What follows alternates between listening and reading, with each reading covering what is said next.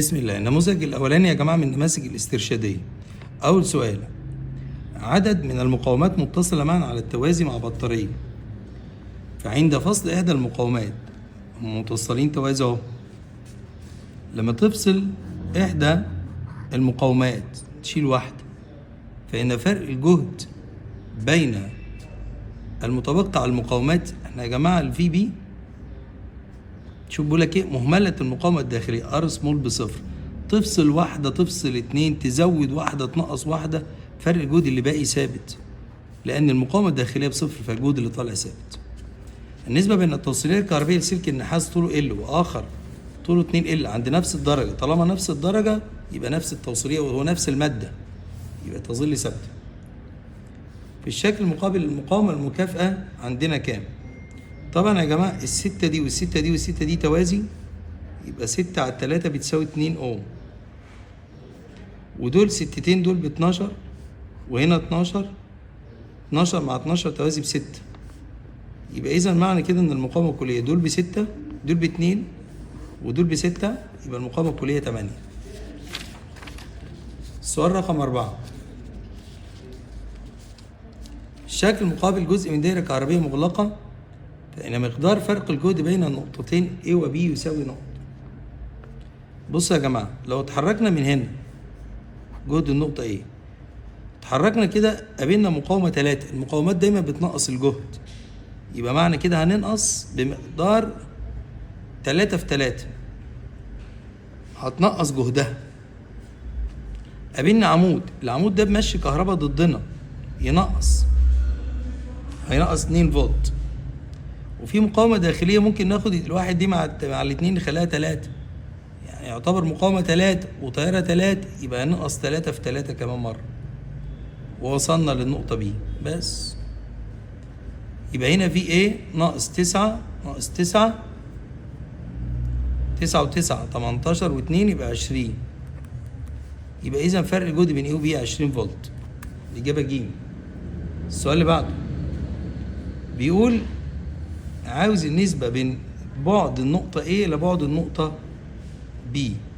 يا جماعة البي بتساوي ميو اي على 2 باي دي، يبقى البي مع الدي علاقة عكسية، يبقى بي اي على بي بي كنسبة دي بي إلى دي اي. تمام؟ معاطي الكثافات 3 على 4، يبقى المسافات دي اي على دي بي 4 على 3. إجابة بقى. السؤال اللي بعده يوضح شكل سلك مستقيم يمر به تيار كهربي وجنبه حلقة وفيها نفس التيار، فإن محصلة الفيض عند المركز، السلك ده فيضه لجوه، السلك ده فيضه لجوه، يبقى السلك ده اكس والحلقة دي اكس، يعني الفيضين كده للداخل، يبقى الإجابة ألف، الفيضين للداخل عمودي ونحو الداخل. رقم 7: يوضح الشكل المقابل حلقتين لهما نفس المركز ونفس المستوى، إذا علمت أن مقدار كثافة الفيض الناتج عن تيار الحلقة الخارجية عاملة بي، طب ما الداخلية هتعمل 2 بي. ليه بقى؟ لأن زي ما انتوا عارفين البي بتساوي ميو ان اي على ار، نص قطرها النصف يبقى كثافتها الضعف. إذا أصبح النقطة اللي في المركز البي توتال عندها هنطرح 2 بي ناقص بي يدي بي، يبقى الإجابة بقى بي. السؤال اللي بعده بيقول سلكان مستقيمان متوازيان يمر بكل منهما تيار كهربي، وكانت القوة المتبادلة اف بتساوي ميو اي 1 اي 2 ال على 2 باي دي.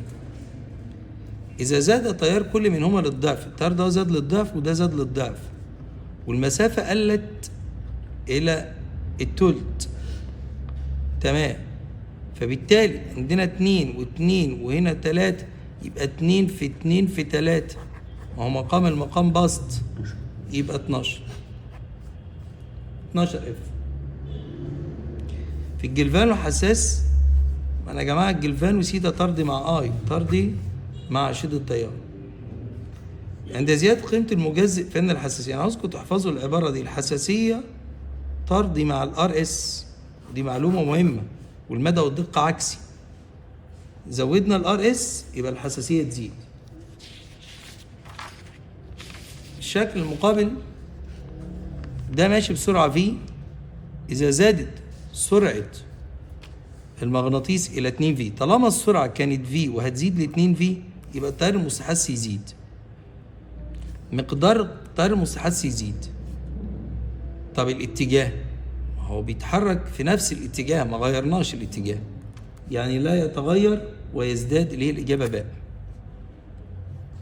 السلك ده هو اللي تحت ده بيتحرك في مجال السلك ده، فبيسأل جهد ايه ولا بي. لو مسكت انت ده كده يبقى المجال اهو اكسات، وده بيتحرك. طب انا عملت بامبير يدي اليمنى، السلك ده ما يتحرك لفوق بفيلمنج اليد اليمنى، فضلت داخل حركه كده، يبقى التيار كده، التيار في السلك كده. بس احنا ما بنحكمش على الجهد من جوه السلك، لان السلك اكنه بطاريه، بنحكم عليه من بره. يبقى معنى كده ان جهد ايه اكبر من جهد بي، الاجابه باء. السؤال اللي بعده بيقول الشكل المقابل عند زيادة شدة التيار المر بالسلك بانتظام من 0 ل 2 أمبير خلال تي، تولد بالحلقة المعدنية تيار مستحث متوسط مقداره اي، فإذا تناقص التيار من 2 إلى 0، بص أنا عاوزكم تشيلوا خط، أولا تزايد ثم تناقص، طالما كان بيزيد وبعدين بقى بينقص يبقى اتجاه التيار هيتغير، اتجاه التيار هينعكس. طب المرة الأولانية كان بياخد زمن تي والمرة التانية بياخد 2 تي، يا جماعة اي بتساوي اي ام اف على الار، الاي ام اف دي على الار، وماله الاي ام اف دي لو فكناها تتفك سالب ان دلتا فاي ام على الدلتا تي، يبقى الاي مع التي علاقة عكسية. طالما الزمن كان تي وبقى 2 تي، الزمن زاد يبقى التيار كان اي هيبقى نص اي، يبقى التيار هيبقى نص اي، يبقى الإجابة ج. السؤال اللي بعده في الشكل المقابل إذا تحرك السلك المعدني في الاتجاه المبين، يلا يا شباب الفيض اهو، ايدك اليمين في تركيز على اليد اليمنى، فيض حركة، يبقى التيار اهو، التيار لفوق وهيمشي كده، يبقى التيار خلال المقاومة من A ل B وخلال السلك من Y ل Z، وخلال السلك من Y ل Z، يبقى الإجابة باء. تمام. السؤال اللي بعده من واي لزد، ماشي يا جماعه، يبقى انا اخطات بس في الاختيار، معلش انه شفت ده اهي الاجابه الف، من ال بي الاجابه الف. السؤال اللي بعده اي الحالات تسبب نقصان التيارات الدواميه؟ استخدام قلب مصمت ده يخليها زياده قوي، توصيل الملف بمصدر تيار عالي التردد احنا تزيد، استخدام قلب مقاومته النوعيه ضعيفه هتزيد، استخدام قلب توصيليته ضعيفة يعني مقاومته كبيرة، هي دي الإجابة ده. السؤال اللي بعده محول كهربي رافع اللفات الثانوي بتكون أكتر من اللفات الابتدائي طبعا، يعني نسبة 8 ل 3، وكان الجهد الناتج بين طرفي الثانوي اللي هو الفي اس 200، فإن شدة التيار الابتدائي نقط، وأعطينا يستخدم لنقل قدرة كهربية 1000 واط، وماله يستخدم لنقل قدرة كهربية، عن دي قدرة الابتدائي يعني، وخلي بالكم محول مثالي، فعاوز شدة التيار في الملف الابتدائي. طب يلا يا ولاد الأول، في اس على الفي بي بتساوي ان اس على الان بي، الفي اس عندنا 200 والفي بي ما اعرفهاش، والان اس على الان بي 8 على 3، نقدر من كده نجيب الفي بي. الفي بي كده هتبقى 600، ماشي 600 على 8. طب ما احنا نعرف ان الباور بي بتساوي في بي اي بي، الباور بي 1000 والفي بي 600 على 8، يا ترى الاي بي كام؟ يبقى الاي بي هتبقى 8000 على 600 .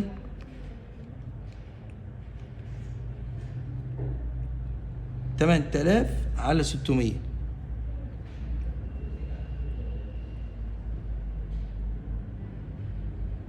فالناتج طالع 13.13، لان انا حاطط هنا الجهد 220. معلش ماشي، يعني ده 660 كده مظبوط اهي. 8000 على 660 مظبوط. 12 الاجابه الف. السؤال اللي بعده، في المحول الكهربائي عند استخدام قلب معدني ذو توصيليه كهربائيه كبيره، دي مشكله. احنا عاوزين مفترض يبقى فيه مقاومه نوعيه عاليه عشان ما يعملش تيارات دواميه. طب كده كفاءه المحول ايه؟ هتقل، الكفاءه تقل. في الاميتر الحراري عند استبدال سلك البلاتين والاريديوم بسلك اخر من معدن معامل تمدد الحراري اقل، معامل تمدد اقل، مش هيتمدد حلو. وطالما مش هيتمدد حلو البكره مش هتلف كويس، يبقى قراءته هتبقى اقل من الطبيعي، لان هو مش هيحقق المطلوب منه في التمدد. دايره فيها مقاومه الار ب 100، مفاعله حسيه لاكس ال، وجهد فعال 220 والتردد موجود. عاوزين التيار اكبر ما يمكن. كون التيار اكبر ما يمكن يبقى الدايره في حاله رنين، يعني يبقى اكس ال بتساوي اكس سي، يعني 2 باي اف ال بتساوي 1 على 2 باي اف سي، وشكرا على كده بقى. 2 باي والاف اللي عندنا 280 على 11، والال كلها على بعضها موجوده اهي، كلها على بعضها موجوده 125 ودي 1 على 2 باي، والتردد 280 على 11، وعاوزين السي بس، يعني دي كلها على بعضها موجوده 125. حسبنا السي طلعت هي طالعه 50 في 10 أس 6 فراد، يعني 50 مايكرو فراد. السؤال اللي بعد، دايره رنين اكتبوا القانون، اف بتساوي 1 على 2 باي جذر ال سي. فبيقول اذا زاد معامل الحث الذاتي، ده قل معامل الحث الذاتي للتمن وزادت سعته للضعف، 2 في تمن يا جماعه بربع، يطلع من تحت الجذر بنص، يقوم قالب فوق ب2، يبقى معنى كده يزداد للضعف. ماشي. السؤال اللي بعده، كل ما يقل من خصائص الفوتون معدن يصدر تذبذب. بيصدر يا سيدي تذبذب، وطاقته اتش نيو. تنعدم كتلته اثناء الحركه؟ لا، ده له كتله اثناء الحركه وله خصائص جسيميه. عند سقوط فوتون كميه تحركه اكس بمعدل واي على سطح معدن عاكس، فان القوه، اولا القوه يا جماعه طالما فوتون نزل وانعكس القوه هتبقى بتساوي 2 ام سي فاي ال. 2 كميه التحرك هو مسميها اكس والمعدل سميه واي، يبقى 2 اكس واي. سقط فوتون طاقته اي على معدن دالة شغله اي على 4، يعني هيحرر هيحرر.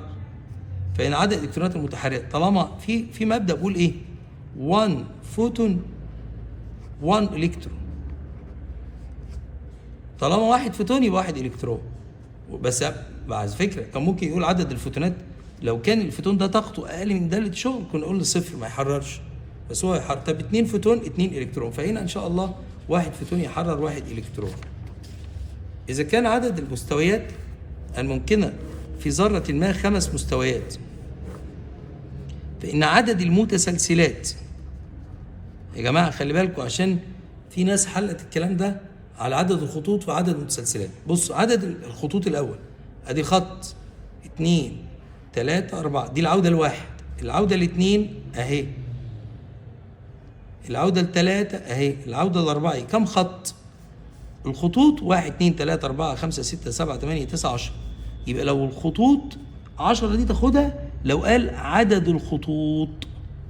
طب عدد المتسلسلات، دي متسلسلة ودي متسلسلة ودي متسلسلة ودي متسلسلة، ده اهي عدد المتسلسلات. هو بيسأل في مين؟ عدد المتسلسلات يبقى دي، عدد الخطوط يبقى دي، فهو بيسأل هنا في عدد المتسلسلات، يبقى الإجابة 1000. عند زيادة شدة تيار فتيلة في أنبوب كوريتش، شدة تيار فتيلة في أنبوب كوريتش ما تزود عدد الإلكترونات هينزل يزود عدد الفوتونات، فإن عدد الفوتونات يزداد. طب وشدة أشعة السينية تزداد هي كمان، يبقى الإجابة 1000. تزداد. تمام؟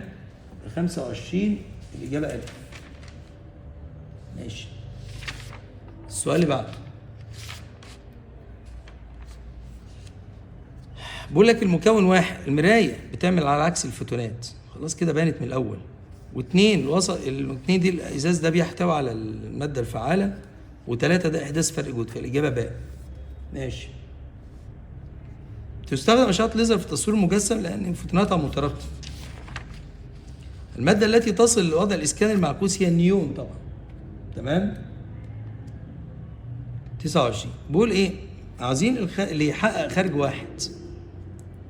طيب اللي يحقق الخارج واحد، تعال نجرب كده. اول واحد 0 0، الزيرو هيبقى واحد، وهنا 0 1 و0 يدي واحد يطلع 0، دي هتطلع 0. نشوف الثانيه، واحد عند الاي و0 عند البي، الواحد هيطلع 0 ودي 0 0 0 يطلع 0 يتقلب يبقى واحد، يبقى دي يا جماعه ما تكملش بقى، دي طلعت واحد. السؤال اللي بعده ده سؤال بقى يا جماعه قوي جدا، امانه ده قوي جدا. وصلت وصله ثنائيه بمصدر تيار متردد تردده 100 هرتز، فكان التيار الفعال 2 مللي، فإن شدة التيار المار في الدايرة في الفترة الزمنية من 5 مللي ثانية ل 10 مللي ثانية. فإن شدة التيار في الفترة، يعني شدة التيار المتوسطة، طالما في الفترة ما بين يبقى دي متوسطة. بصوا يا جماعة، أدي مصدر، أدي دايود، وأدي تيار متردد. لما الدايود يعدي على التيار المتردد، التيار المتردد بيتقوم. فوالله بقى تقويمه ده ممكن يبقى كده كده، وممكن يبقى كده.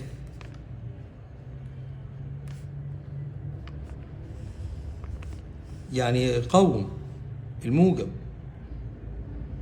ويسيب السالب، يعني دي تعدي ودي ما تعديش، اما العكس يعني عادي، يعني ممكن ده اللي يعدي والتاني ما يعديش، والله بظروفه. يعني ممكن نخلي ده كده عشان يبقى الشكل منطقي، عامل كده.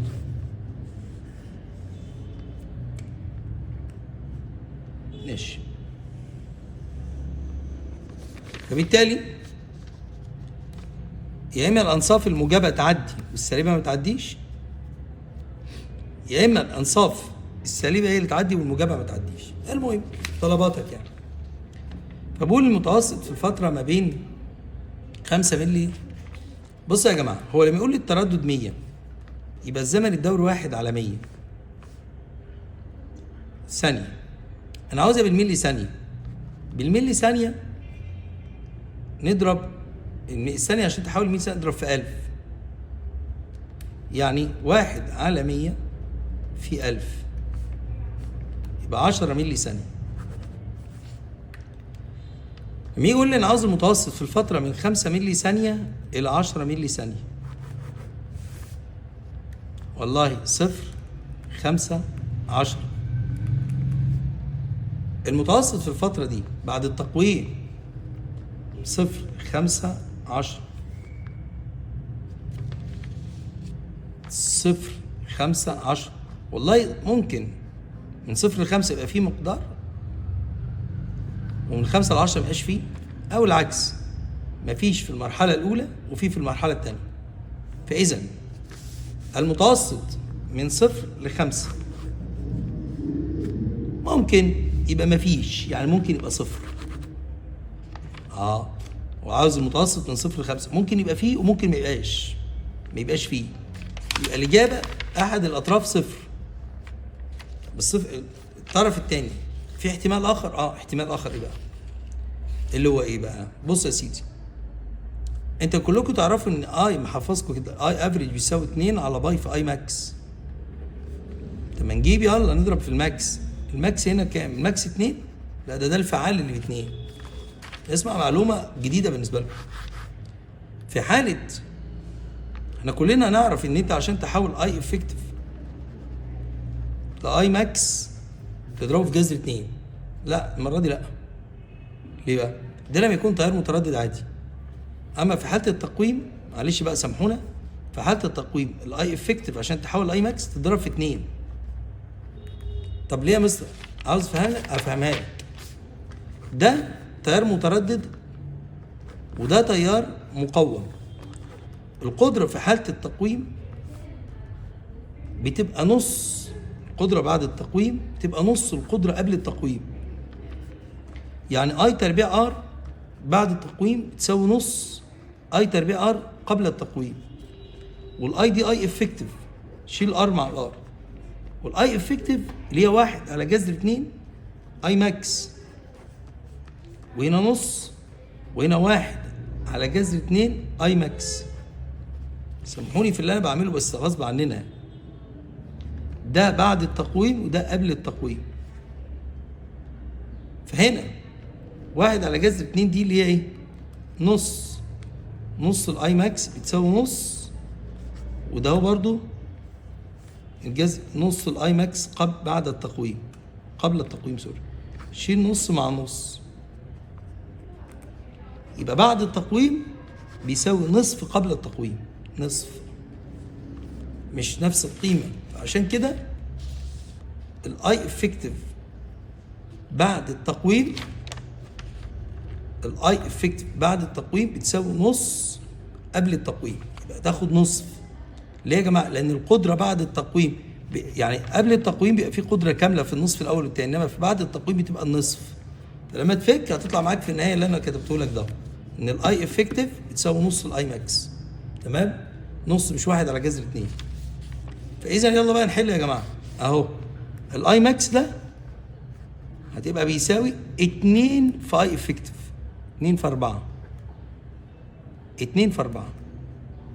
يعني ده اهو حطينا مكانه 2 اي افكتيف، 2 في 2،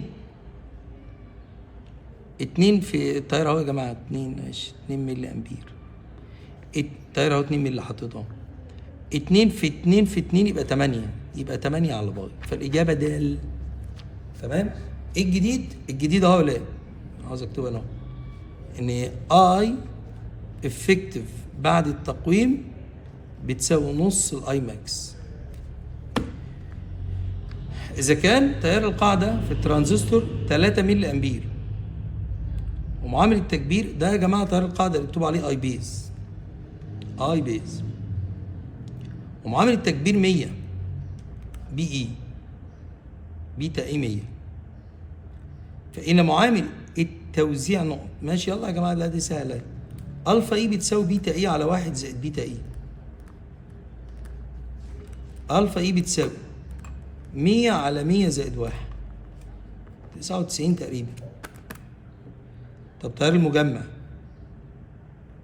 وماله؟ بيتا اي بتساوي اي سي على الاي بي. بيتا اي اللي هي 100 والاي سي عاوزينها. طب والاي بي اهي 3 سيبها 3 وخلاص. يبقى الاي سي 3 في 100 ب 300. الإجابة ألف.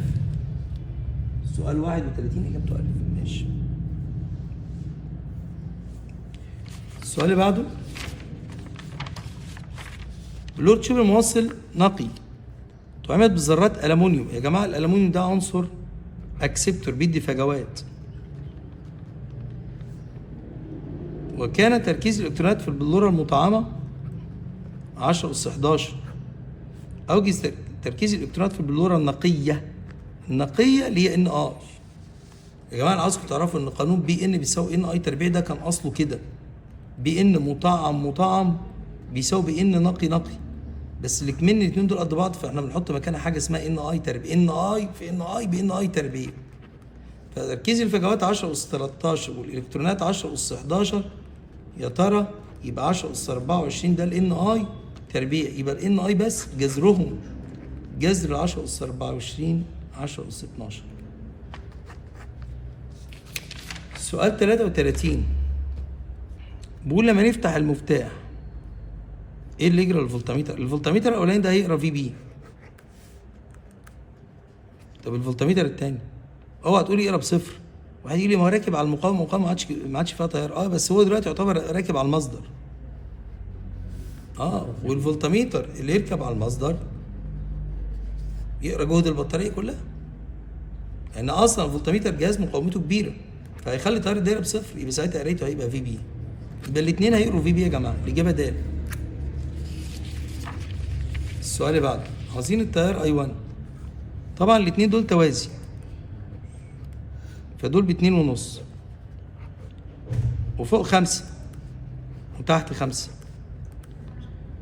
التيار هيتجزأ كده وكده، خمستين مع بعض توازي باتنين ونص، واتنين ونص اللي جنبهم بيبقى 5، يبقى المقاومة 5. نجيب بقى التيار بتاع الدايرة الأساسي. بطارية 12 ونص ومعاك 5 ومعاك 1 وربع داخلي، يعني أنت بتتكلم في 12 ونص على 6 وربع يبقى فيها 2.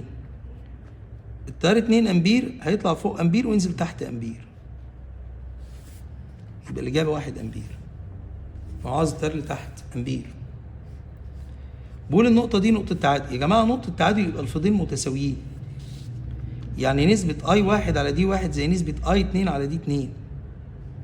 اي 1 على دي 1 اللي هي 2، اي 2 على دي 2 دي 2 اللي هي 10. يبقى اي 1 على اي 2، ايوه اي 1 على اي 2 2 على 10 يعني 1 على 5. إجابة د.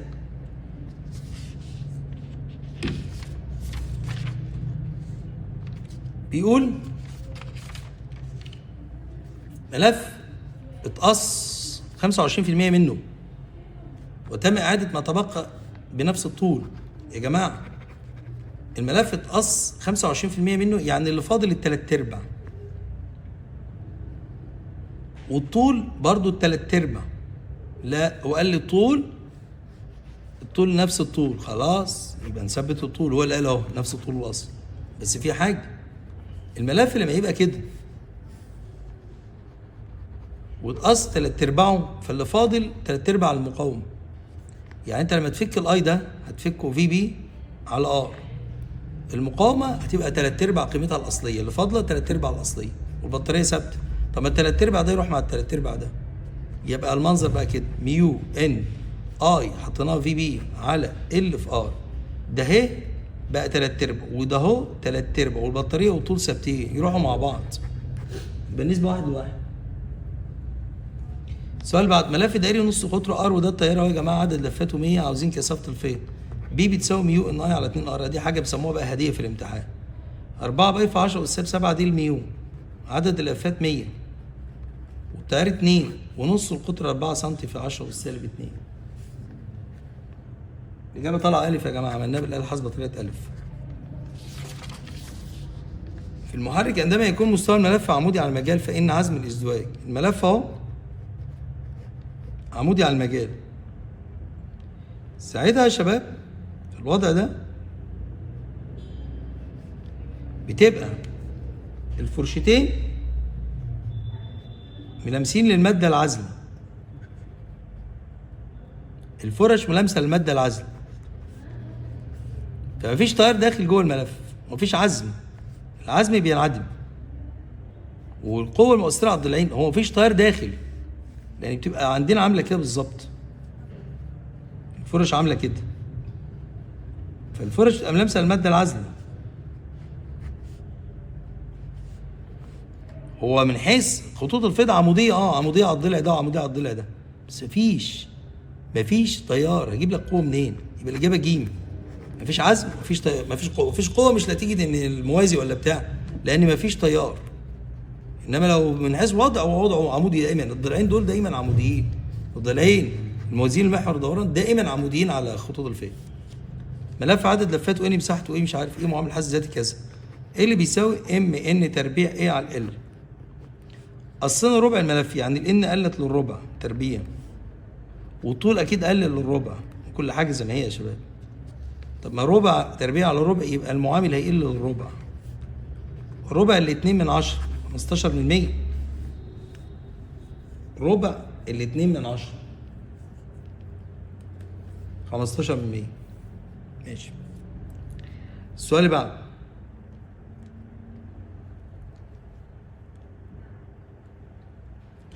بيقول في السؤال رقم 40 الشكل المقابل عند غلق المفتاح كي. استنوا يا جماعه كده بس هنراجع بس الرقم اللي فات ده، معلش انا غلطت في حاجه. هو احنا قصينا الربع فاللي فضل التلات ارباع، 3/4 ال 2 من 10 هو ال 15%. انا بضرب في الربع 2 من 10 ما تجيبش 15%. يبقى احنا قصينا الربع ففضل ال 3/4. 3/4 ال 2 من 10 15%. السؤال اللي بعده. في الشكل المقابل عند غلق المفتاح كي فإن إضاءة المصباح نقط. أنت ما تقفل ده، أولا مشوا التيار كده يا ولاد، مشوا التيار لتحت لتحت لتحت. ما تقفل المقاومة قلت فالتيار هيزيد. هنا شمال يزيد ده يعني وكأنك قربت، يقوم الملف ده عامل قطب شمالي فهيعمل تيار مستحث لفوق وأنت أصلا معاك تيار أصلي لفوق، كده الإضاءة تزيد.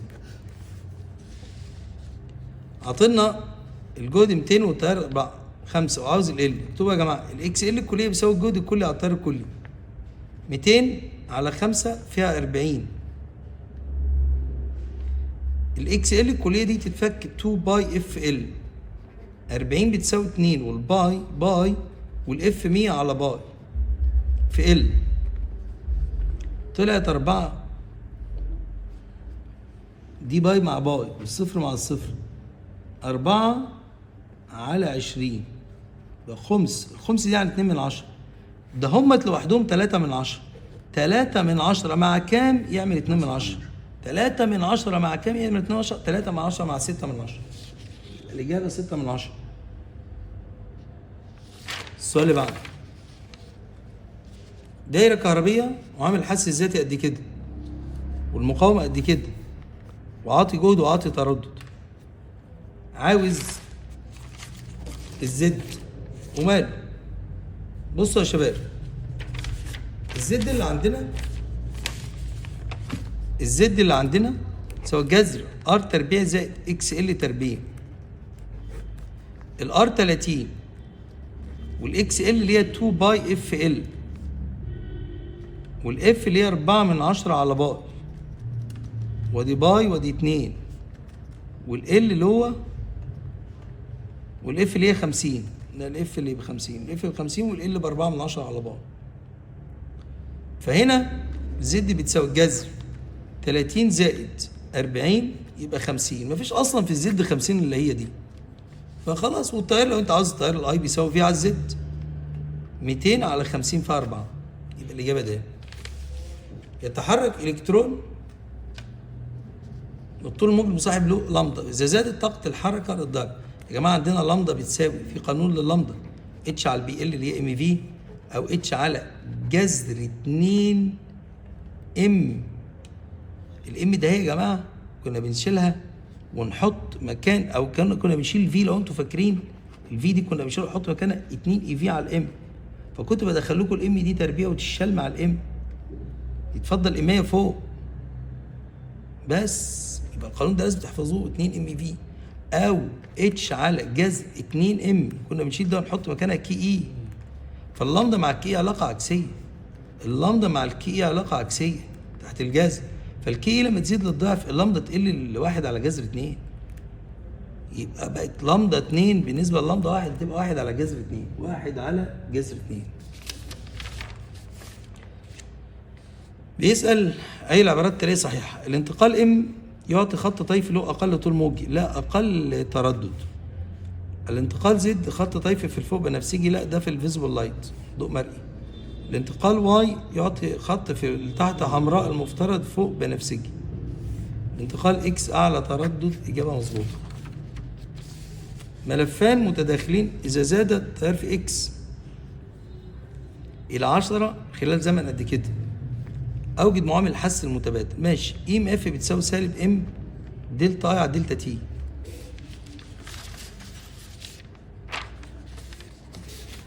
اي ام اف تساوي سالب ام دلتا اي على دلتا تي. الاي ام اف 2 من 100 فولت يا جماعه، والام عاوزينها، والدلتا اي 10 ناقص صفر والزمن 1 من 10. فمعامل الحث المتبادل اللي عندنا هيطلع 2 في 10 أس سالب 4 هنري. ماشي. فالمهم دي اول واحده. تاني واحده، اذا كان عدد لفات قد كده وكده فيوجد التغير في الفيض. اي ام اف دي بتتفك سالب ام دلتا اي على دلتا تي، وممكن تتفك سالب ان دلتا فاي ام على دلتا تي. ادي 2 في 10 أس سالب 4. الدلتا اي 10، الان عدد اللفات بتاعت دي قوة دفع كهربية مستحثة في الملف اكس، لا ده واي، ماشي واي، بدي لفات الواي، لفات الواي 200،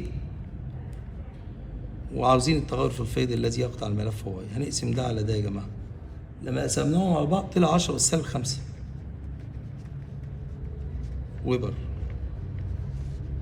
ماشي، يبقى الام 2 في 10 أس سالب 4، والدلتا فاي ام 10 أس سالب 5. السؤال اللي بعده، احسب او متر مقاومته 150 دي الار توتال، اقصى انحراف دي الاي ماكس، وعامل زاويه دي السيتا ماكس. احسب زاويه الانحراف لما يتحط له مقاومه خارجيه 450. بصوا والله يا جماعه الحلول كتير قوي. ممكن تقوم قايل كده اي جزئي على اي كلي بتساوي ار توتال على ار توتال زائد ار اكس، وده كمان بيساوي سيتا جزئي على سيتا كلي. وممكن تحل بقانون ار اكس بتساوي اللي انا قايل لكم عليه ان ناقص 1 في ار توتال. طب لو واحد عاوز يقول لي القانون ده ايه بالظبط، ما انا اقول لك يا سيدي، الاي كلي ده بيساوي في بي على الار توتال، الاي جزئي اللي هو بتاع القراءه بيساوي في بي على ار توتال زائد ار اكس. فلما قسمت جزئي على كلي يجيب كلي على جزئي بالنسبه للمقاومات. ماشي، والله هنحلها كده ونحلها كده. هو وممكن نساويها بالزوايا بقى. ماشي، الار الكلي عندنا كام؟ 150 على 150 زائد ار اكس بيساوي، يا ترى يحقق سيتا قد ايه؟ علما بان السيتا الكليه 80 بس، فالسيتا طلعت هنا 20. عاوزها بدي ما عنديش مشكله، هنحط مقاومه 450، يا ترى تسبب انحراف قد ايه؟ علما بان المقاومه الكليه 150 على دفع الواحد على دفع الثلاثه، يبقى ان ناقص واحد بيساوي 3، يبقى ان بيساوي الربع. طب ماشي الربع، طب ما هو الانحراف كله 80، ربع ال 40، ربع ال 80 كام؟ 20. كده ماشي وكده ماشي. قال لي ده بحسب التيار اللي يخليه ينحرف للسدس ل 60، برضه عادي مفيش مشكله. عاوز ينحرف، بقول لكم ايه ده مقص. ال 80 بتيجي باستخدام 200 مللي، يبقى ال 60 تيجي بقد ايه؟ بس يبقى التيار هيساوي 200 في 60 على 80، هيطلع 150 ملي امبير. دمتم في خير. مستر اسلام، سلام.